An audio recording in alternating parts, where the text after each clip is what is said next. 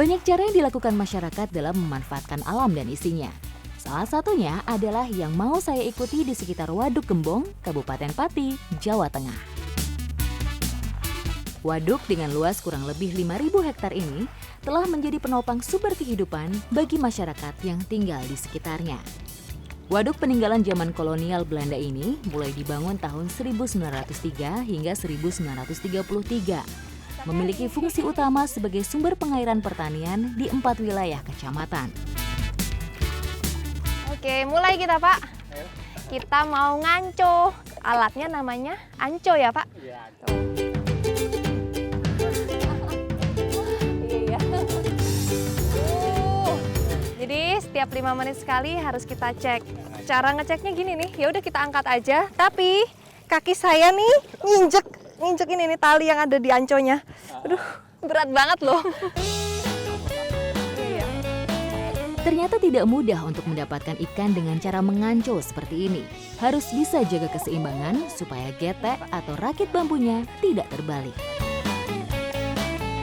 Wih, aduh, ada ikannya Pak. Udah dapet ini nih. Wih, tapi kecil-kecil ya Pak. Tahu nggak sih, anconya segede ini, ikannya kecil-kecil. Coba lihat Pak, ini ikan apa Pak? Ini ikan mujair nih. Oh, ikan mujair, wah. Nganco merupakan cara tangkap ikan ramah lingkungan. Cara kerjanya cukup sederhana. Bagian galah bambu yang menjadi pegangan merupakan tuas untuk mengangkat jaring yang membentang membentuk segi 4. Aduh, hampir jatuh. Aduh. Ih, dapat lagi. Jadi begitu ada ikannya harus langsung dijaring. Karena kalau enggak ntar dia bisa lompat ataupun lepas ya Pak. Butuh kekuatan lengan sebagai tumpuan untuk bisa mengangkat jaring anco. Angin yang membuat permukaan air waduk bergelombang membuat hasil tangkapan ikan kami kali ini kurang maksimal. Namun, masyarakat Desa Gembong memiliki satu cara unik juga untuk mendapat hasil dari waduk yang berada di kaki Gunung Muria ini.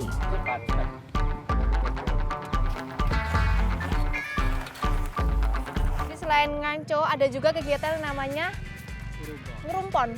Oke, jadi ini emang sengaja dipasang untuk sarang ikan ataupun udang ya. Memanfaatkan ranting-ranting pohon yang dibenamkan dalam air, rumpon biasa dipasang di bagian tepi waduk. Tahu saya nih, biasanya kalau ada kayak gini nih di pinggir-pinggir air, danau gitu, itu tuh biasanya jaring. Tapi kalau ini tuh di luar ekspektasi loh, ada namanya perangkap ikannya ya Pak ya? Ya, nah, bentuknya kayak gini nih, kayak akar pohon kali ya. Ranting-ranting yang menyerupai sarang alami secara otomatis akan menarik perhatian udang untuk berlindung di dalamnya.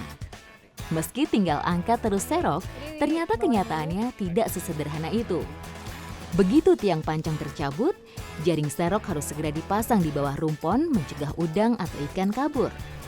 Teknik sederhana, ramah lingkungan, dan sangat efektif bagi masyarakat Desa Gembong untuk mendapat biota air yang hidup di Waduk Gembong.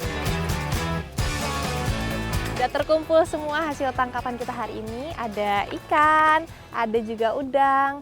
Ya walaupun hasilnya nggak begitu melimpah karena belum musimnya ya Pak ya. Tapi tetap kita syukurin. Yang penting masih bisa kita olah ya habis ini ya Pak. Iya. Oke.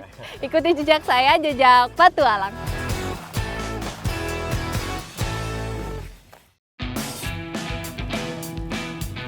Ikan dan udang hasil tangkapan kali ini akan kami olah menjadi salah satu menu khas tanah Jawa. Yap, siapa yang tidak tahu pepes? Tapi kali ini, daging ikan dan udang akan langsung dicampur jadi satu. Jadi biasanya kalau misalnya Bapak nyari ikan ataupun apapun yang ada di waduk itu nggak terlalu banyak, biasanya diolah sendiri. Tapi kalau banyak dijual nih Bu, kayak dari Bumbu rempah untuk pembuatan pepes terbilang cukup sederhana. Cukup bawang putih, bawang merah, kunyit, tomat, kemiri, dan tentu saja cabai untuk cita rasa pedasnya. Semua bumbu harus dihaluskan semua sebelum dicampur udang dan ikan yang sudah dibersihkan. Nah, setelah udang dan ikannya dibalurin sama bumbu, terus kita taruh ke daun pisang, habis itu dibungkus. Cara bungkusnya tuh sama kayak bungkus lemper nggih, Bu? Pepes. Lemper juga kayak gini kan caranya. Iya, bisa gitu. Aduh, bisa nggak ya? Pepes merupakan salah satu jenis olahan makanan tertua di dunia, khususnya di negara-negara Asia dan Amerika Latin yang dilalui garis khatulistiwa. Banyak cara untuk membuat pepes jadi matang.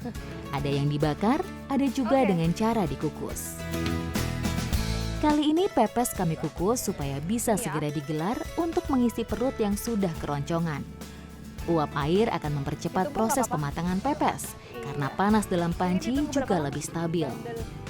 Daging ikan dan udang yang dipepes juga akan terjaga kandungan fosfornya, sehingga bagus untuk kesehatan tulang.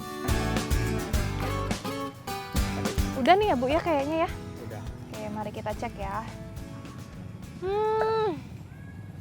Aromanya bikin perut meronta-ronta.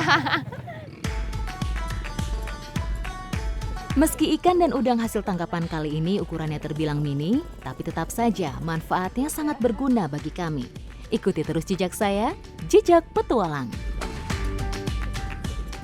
Kak Haji Andre, udah bulan Ramadan, kasih tips-tips dong. Hapuskan dendam, bersihkan hati, luruskan niat.